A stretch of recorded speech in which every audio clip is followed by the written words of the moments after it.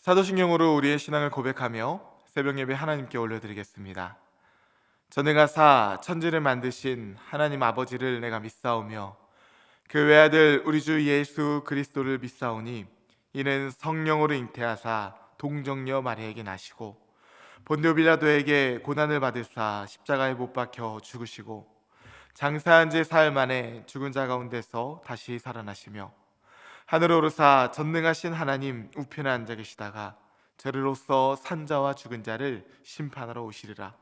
성령을 믿사오며 거룩한 공예와 성도가 서로 교통하는 것과 죄를 사하여 주시는 것과 몸이 다시 사는 것과 영원히 사는 것을 믿사옵나이다. 아멘.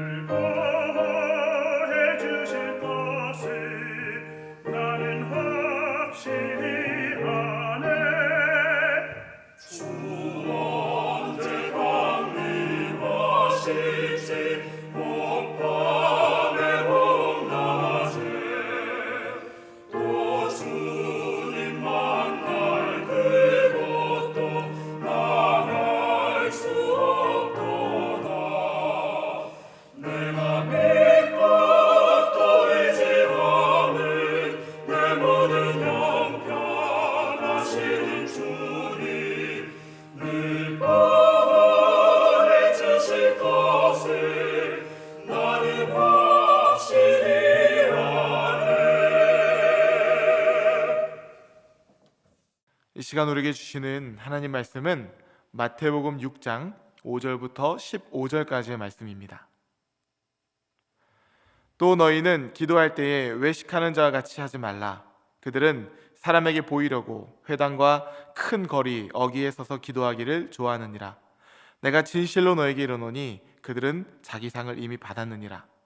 너는 기도할 때에 내 골방에 들어가 문을 닫고 은밀한 중에 계신 내 아버지께 기도하라.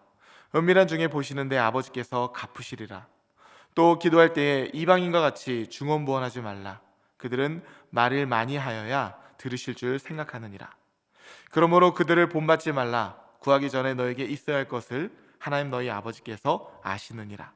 그러므로 너희는 이렇게 기도하라.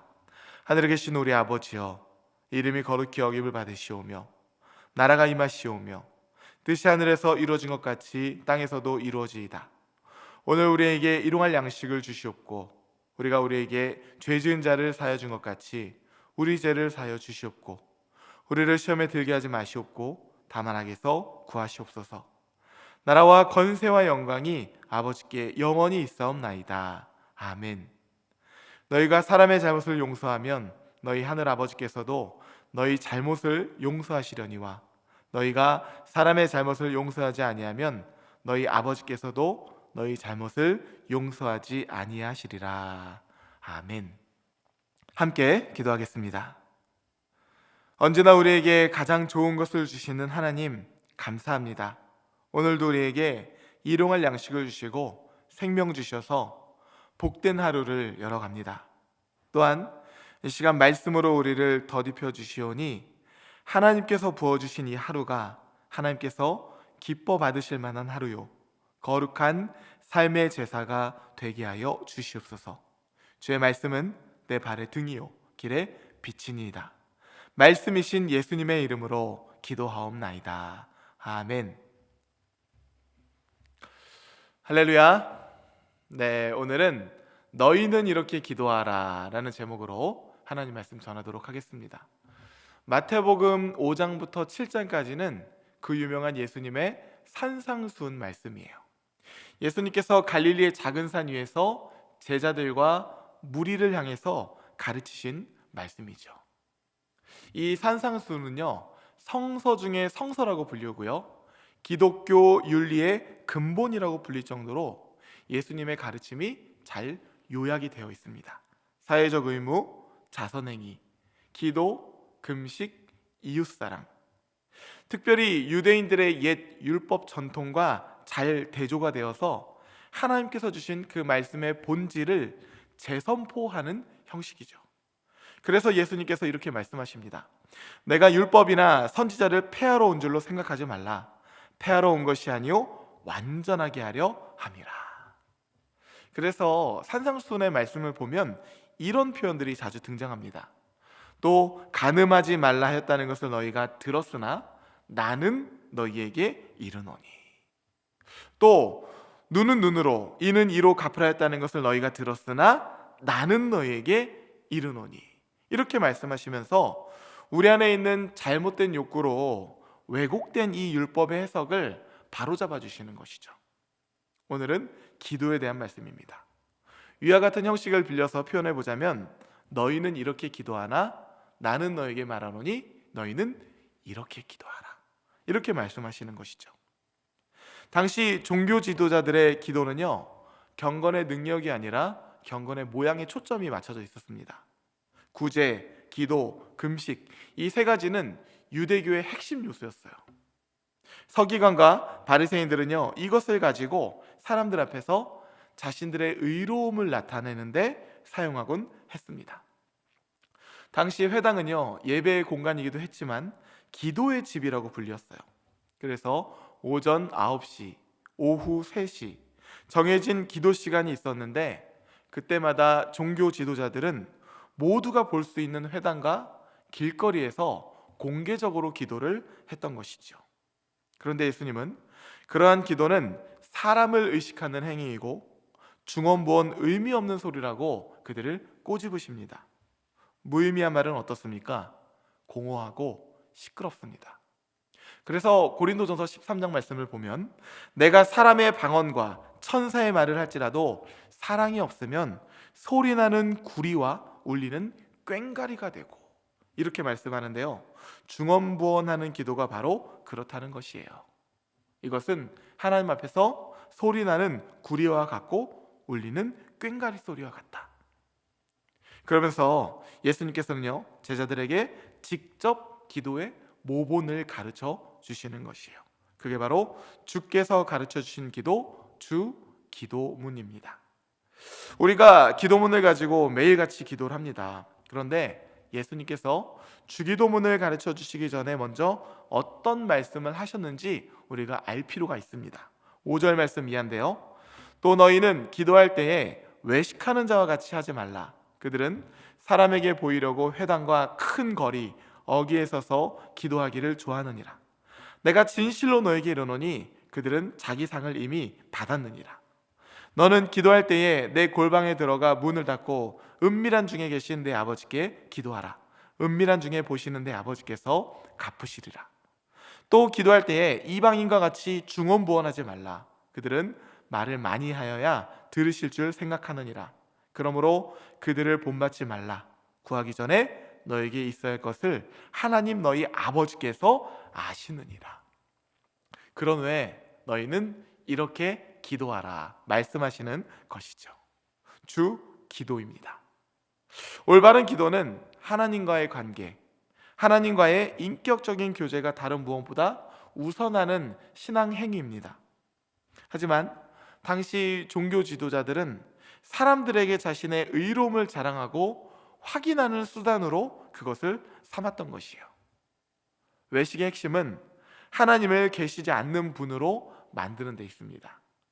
하나님이 모르신다고 전제하고 사람의 눈만 의식하면서 하나님을 기쁘시게 하는 일을 하는 것처럼 꾸미는 일이기 때문이에요.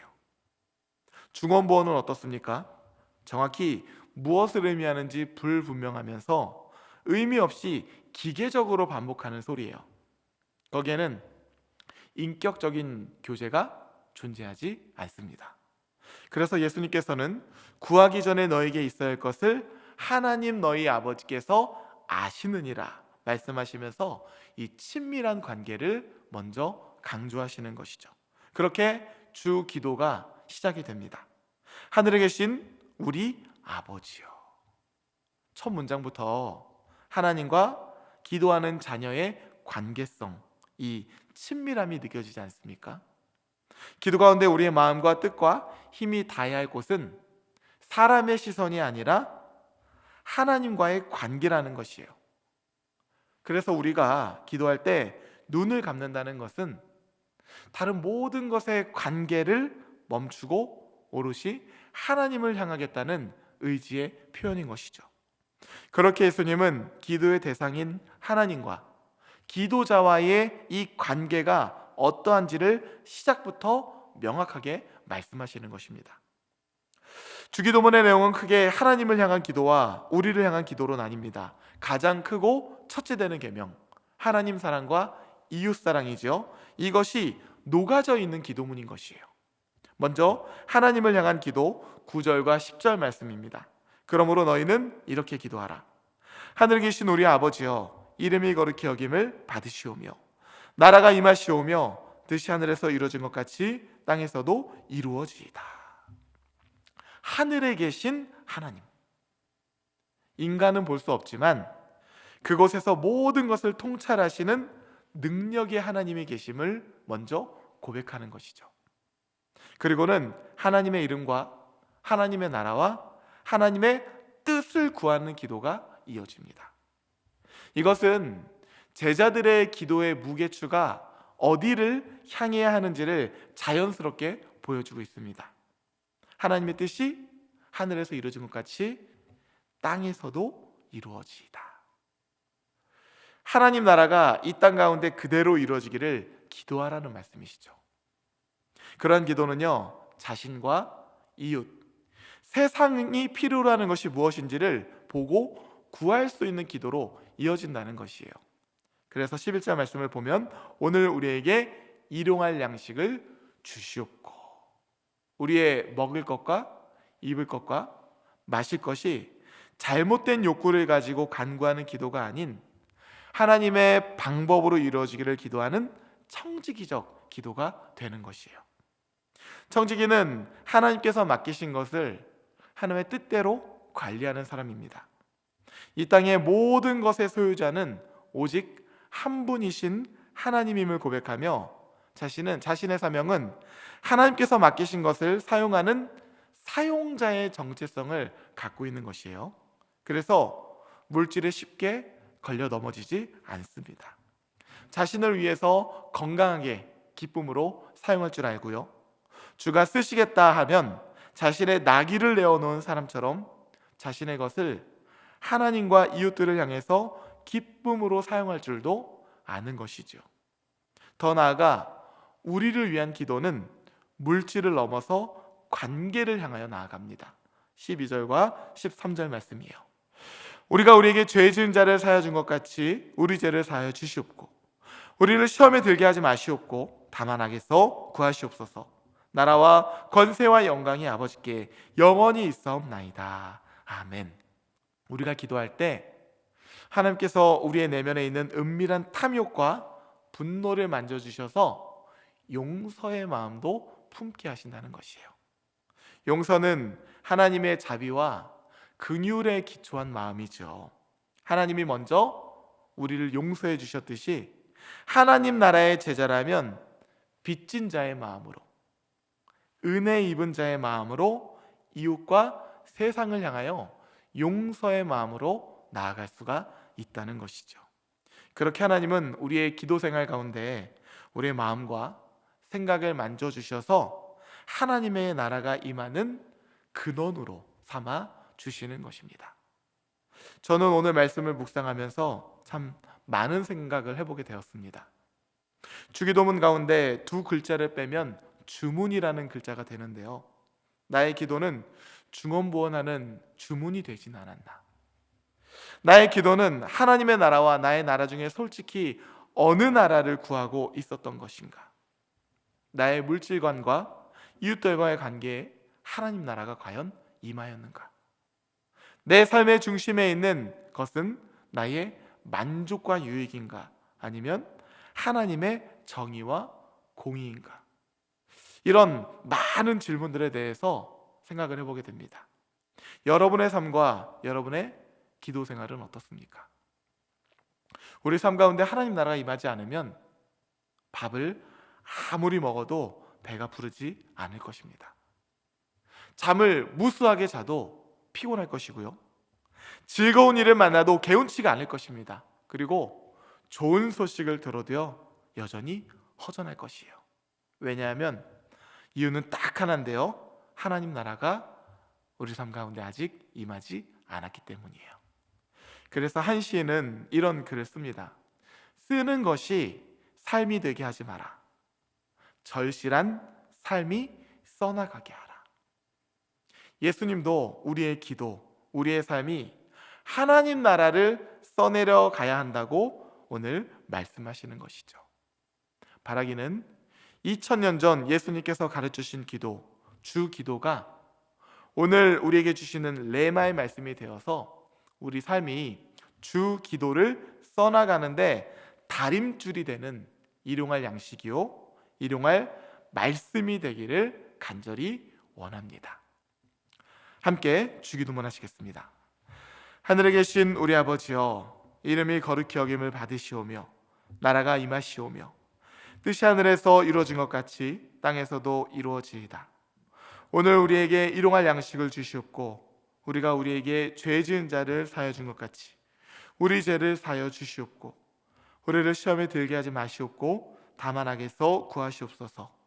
나라와 권세와 영광이 아버지께 영원히 있사옵나이다. 아멘.